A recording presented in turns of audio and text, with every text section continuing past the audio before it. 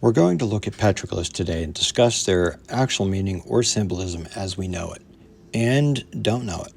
This is a lesson in learning from oral tradition and indigenous knowledge and experience that is not easily understood, and definitely not definite. It's conjecture in some instances, or a combination of several known items to possibly define another different design.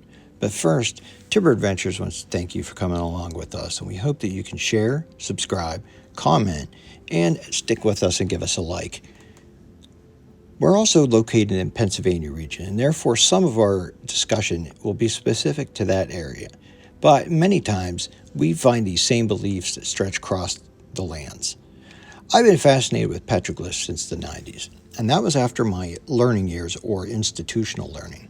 My interest peaked just as I was beginning my real-world job, and I actually had earned a degree in, but had no interest in working in, even though I did it for 32 years. But that was okay, because my education on petroglyphs was far later on, and it was better, and it was from better sources and educators. In approaching this topic on petroglyphs, I wanted to say that each time that our group took it upon themselves, we treaded lightly and respectfully on this topic because we can see that there is something far more important to the human character. I hope that others can continue that respect as well. So let's talk. Petroglyphs are rock carvings, and they're made by pecking, chipping, or grinding a stone surface to form a pattern, design, or inscription. Understand that these can be modern, and these can also be way back in time in the history of the indigenous. General thoughts on petroglyphs before we jump into details on symbols or designs that we find carved. I'm going to use some of the simplest terms so that it makes it easy for everyone watching, and especially for the person doing this video, such as myself. Generally, stones of a significant hardness are used for the pecking when you start to make the design. Now, we could go into excessive detail and look at Mohs scale of hardness, which gives us an actual rating of the various hardness of materials. Frederick Mohs developed this scale, and we'll give him credit for the work he did in giving us a scale to use as a guide. But beyond that, we will talk about the simple items that are used for pecking and carving of stones. Looking at artifacts that we find in various stones that the indigenous have used in making tools and points or arrowheads, we can get an idea of what they used for these glyphs. In North America, we have found that quartz is a significantly hard stone that could be used for pecking, and we've also found that various types of flint. And we've actually used quartz and flint materials in experiments of pecking and making petroglyphs that we've completed. We'll check out that process in a few minutes. These hard materials are often used along with a blunt stone or rock, which can be referred to as a hammerstone. The hammerstone is exactly as it sounds. It's used as a hammer-like fashion to tap down upon that hard stone point and begin to peck a design onto a rock. Pecking is a simple process of making these hard indentations or dots. Often these designs are pecked using the hammerstones and the hard stone, and they make these indentations to outline a design. Then they put additional dots in between to continue to make their design closer and closer so they connect. Or they may use a hard stone, which then is used to connect the dots by grinding it dot to dot and inscribing it into the stone itself to form channels that smooth out the whole design and begin to really show the shape, figure, or detail of that design. Let's remember, there is not an eraser for this type of rock art. It is a permanent process, so it is done with care. I've made a prior video on the making of the glyphs using quartz and flint. It's less than 3 minutes long, and you'll see some very knowledgeable individuals putting their skills to stone and showing how things are done. Let's take a quick look at that process. Cool. So I got the peck marks, Walter, which is typical. You see, I mean, it's got Need a brush. Hebrew sides on it. I mean, It looks like our peck marks from down below. Yeah. Looks like a piece of granite. So yeah, that's working pretty good, Tom. That's you're doing the same thing then.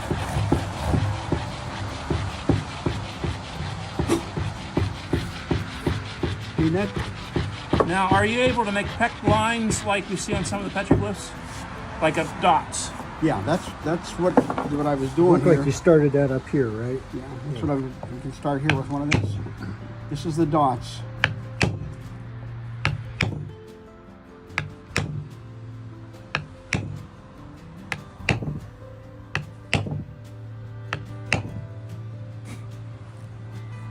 That's a quick clip and a very good example of the actual process. I'll include a link to that full 3-minute video in the description. Now let's look at some of these actual designs.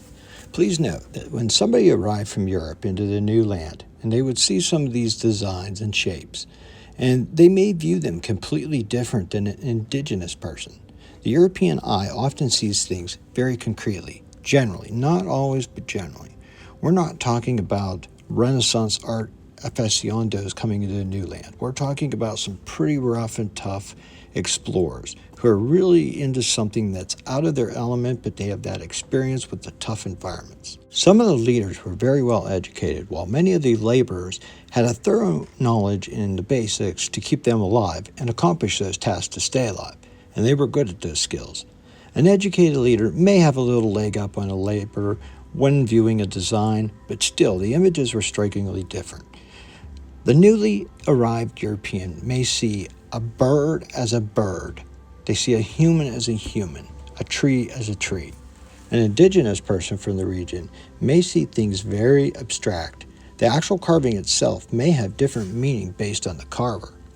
It is often mainly shaman, spiritualists, people of cultural significance within the tribe, who are individuals doing the carvings. Now, this is based on some known truths and a bit of conjecture as well. Sometime later, we may find out that an individual or hunter-gatherer, teachers, maybe anybody carved these. This is quite possible, and possibly and probably true in some instances as well. But we do know by indigenous tradition and education that the shaman and spiritualists from the tribes did the carvings most of the time. But they were carved and were prominent and significant in some cultures, but not all. Some tribes did not carve. In talking with a member of a Seneca once, he had stated that his father told him our ancestors didn't carve stones. They felt that everything in nature had an essence of a spirit to it, and therefore, if something did not need to be disturbed, they did not disturb it. Is this the reason we don't see carvings from Iroquois and others? Possibly. I tend to think that this Seneca elder knew a little bit more on the topic than a standard book. Let's look at the actual symbols now. For many years, the early explorers and visitors to see these petroglyphs would guess wildly on what they stood for. In the 1960s and 70s, individuals such as James Swagger, who is local to Pennsylvania and at that time was a petroglyph researcher at the highest levels, he would have a definite, clear understanding of what it was. But very often, and quite often, you will see them listed as a generalized X-ray animal, geometric shapes, abstracts, or unknown. He may say mammal or possibly bird, but they were generalizations. He was just one of many researchers. Working with the tools that were available to them at the time, some of these past people whom experienced these glyphs defined them and sketched them and used the best tools they had at the time, maybe making a mold on occasion. Recently, these petroglyphs were all revisited with extensive additional clarification and recording that was done, using photogrammetry and basically new tools, such as new software. Photogrammetry allowed us to see new lines that were missed before on some of the prior recordings, and even locate some additional petroglyphs that were missed altogether. This new recording with new technology is important, as these glyphs have changed over many thousands of years. Let's look at the first to come upon, say, Indian Rock. You're the first person to come around that corner and you see these bold, unmolested, brighter designs standing out from the sandstone, like a billboard. But they witnessed these in their original glory, fresh. 1749 was the date, and the explorer was Celeron. He was the regarded explorer that came down from the north. More important than him was Father Boncamp, and he was not just a Jesuit priest, and he wasn't just there for the religious influence. In fact, he was a navigator, a man of great mathematical knowledge, but understand, no one rides for free, so you better have a multi-talented individual along with the ride. You're not just tagging along. and he sketched and he recorded the petroglyphs. He immediately jumped to the religious significance, and some of that was potentially due to the Native American guides who regarded the rock with superstitious reverence. But did they? The exploration left from Toronto with explorers and some Native American guides. Some guides were Iroquois and joined later on, but others had traveled from the very start and were from tribes in what is now Canada. Would they know the true meaning, as they were from hundreds and hundreds of miles away? Let's look at Indian God Rock and how it was viewed by multiple prior explorers and people who recorded it. Blainville and Boncamp in 1749 and 1750. In 1840s, Day. Schoolcroft in 1850s. Whittlesey and Calzo, etc. Multiple, and they all had some variation of the original designs that were sketched and researched. The early recorders would have witnessed them with no graffiti, less damage. You would imagine with a clean, less graffiti-covered Indian rocks, the designs would be clear, maybe easier to identify. But were they correct with those changes and variations they made along the way? In some circumstances, perhaps. Let's look at Rainbow Rocks in Pennsylvania. It was recorded by James Swagger to be 3 snakes, some bird tracks, and a man figure. We do have some verified curvy lines that do indeed represent snakes, with an obvious snake head evident when you look at the highlighted in detail. But is one of the snakes something different? Once closer observation is made, it appears that one of the curvy lines is actually touching the extended arm of the man at the base of the petroglyph. Is this lightning? Power? Does it rise to a storm? That's part of the truth, to the possible, to the mystery.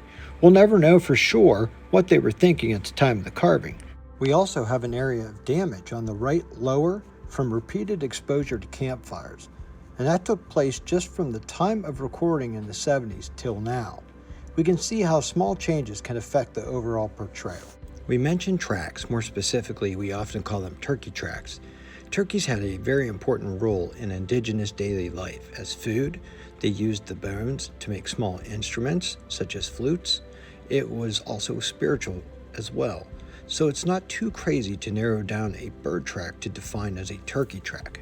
Another reason? Turkey clan. In several cultures, there were turkey clans. Turkey tracks could be found at practically every site that we visit in the upper Ohio River Valley in Pennsylvania, from Tracer Rocks, which we were recently able to view during the Eastern State Rock Art Research Association Conference, Rainbow Rocks, Indian God Rock, Francis Farm, Sugar Grove, and I could go on. They are plentiful throughout culture. Let's look at feet. A foot is clearly a foot, right?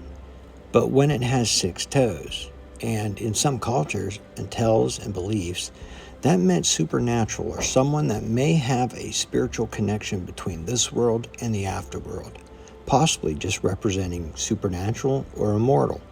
The foot is an example of some truth to what it is, some knowledge of the 6-toed beliefs of the indigenous, and conjecture as well of what it actually stood for exactly. Some foot petroglyphs differentiate between right and left, and some can actually be found in almost a walking pattern. Truly a unique find. Comb-like designs. It's been noted that indigenous did use certain common design elements that were indicative of birds, one being the comb-like design. We see the mention of comb-like or comb by itself in the descriptions, and eventually by knowledge and input from indigenous culture, it's learned that the comb feature is representative as a wing. We can also find this from research, looking at the obvious well-known images of birds, then seeing the comb wing is featured on some of these known images. As we now understand, that is a feather-like wing. We also have turtle designs. When you have a history and knowledge that you had a turtle clan from various tribes such as the Lenape, in a clear, definitive truth, you can say, yes, that particular design is definitely a turtle. These are just some examples of those designs. Hand petroglyphs. In our course of travels, we've come across many hands. We do have some indigenous hands at some locations. Others are mostly modern and made with metal tools, but still historic, and they're meaningful, such as the one that clearly shows the pecking and grooving process. Some hands have different cuffs. An archaeologist and friend, Tom, once proposed the idea that many times people are creatures of habit, and when they see a hand, they sometimes feel like they need to leave their mark as well. At the Eastern State Rock Art Research Conference, a very well done presentation discussed the plentiful signs of various hands that they've encountered, mostly in New England. It's a verifiable example of a trend extending over multiple regions and cultures. Humans. An entire college course could be devoted to human figures alone, and the multiple differences between human and immortal human figures having been observed. We do not have a clear of an understanding as we would like, but it would appear that a head only with 2 eyes and a mouth could be that of a spirit, a mythological in nature, where many other human figures having more human features are observed as well. One stone at Parker's Landing is covered with perhaps as many as 40 plus humans in various poses and detail. Other human figures had lines extending from areas of the figure that were defined by some as power lines, spiritual power or essence of supernatural radiating from that petroglyph. Rainbow rocks may be an example of this. Is it the possible Thunder Boy? Power lines can be truth by belief and understanding of indigenous tales and myths and their belief systems in general. There's some great mystery and conjecture as well. I gave some considerable thought to the following topic of showing some of the various human figures and heads that we've come upon. I debated about including some of these, but I believe some are new, not as well understood in the past, and more detail brought out by photogrammetry, leading to more clear, concise recordings. I'm choosing to allow these to come out at a later date when a full report of recent observations can be released. Many other petroglyphs exist with a mixture of hooves, specific bird types, atlatl, bow and arrow, too many to include in one full video. As time progresses, maybe we'll cover these in short, small videos highlighting some of these, as I did recently with the water panther. An interesting email found me to say that they thought I was wrong with one perception. Yes, I can conjecture and indeed be incorrect, but some facts are present. When an indigenous defines an exact petroglyph as representing a distinct definition, I'm not to debate that. And if you wish, you could travel back 1,000 years or so and debate their art. But let's not question the actual indigenous perception of what is their history. Do we know for a fact what they stand for? Yes, in some instances. Clearly no in other instances. Clearly unknown in others yet. It's a mix, and we may always remain a mix, and quite possibly it's not meant for you and I to guess on. It's possibly to ponder with respect and preserve these as we can. Some of the reverence and meaning simply lies in the beauty carved into these stones by the First Nation peoples, and their efforts and meanings may just need to be left alone and appreciated for their beauty.